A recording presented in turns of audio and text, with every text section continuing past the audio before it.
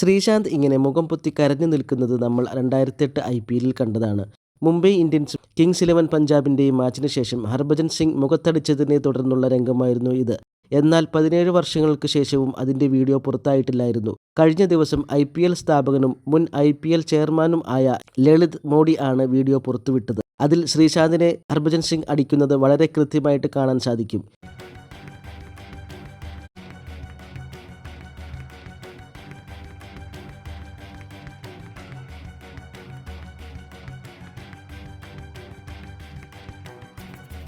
Infamous slap gate എന്ന പേരിലാണ് ഇപ്പോൾ ഇത് പുറത്തിറങ്ങിയിരിക്കുന്നത്. IPL സീസൺ 2008 മുംബൈ ഇന്ത്യൻസും കിങ്സ് 11 പഞ്ചാബും തമ്മിലുള്ള മത്സരശേഷമാണ് ഇത് നടക്കുന്നത്. 18 വർഷങ്ങൾക്ക് ശേഷമാണ് ഈ വീഡിയോ ഇപ്പോൾ പുറത്തു വന്നിരിക്കുന്നത്. അടി കൊണ്ട വേദന കൊണ്ടല്ല, താൻ ജ്യേഷ്ഠസ്ഥാനത്ത് കാണുന്ന ഹർഭജൻ സിംഗിൻ്റെ ഭാഗത്തു നിന്നും അങ്ങനെ ഒരു പ്രവൃത്തി ഉണ്ടായതുകൊണ്ടാണ് താൻ കരഞ്ഞത് എന്നുമാണ് ശ്രീശാന്ത് ആ ഇൻസിഡൻറ്റിന് ശേഷം പറഞ്ഞത്.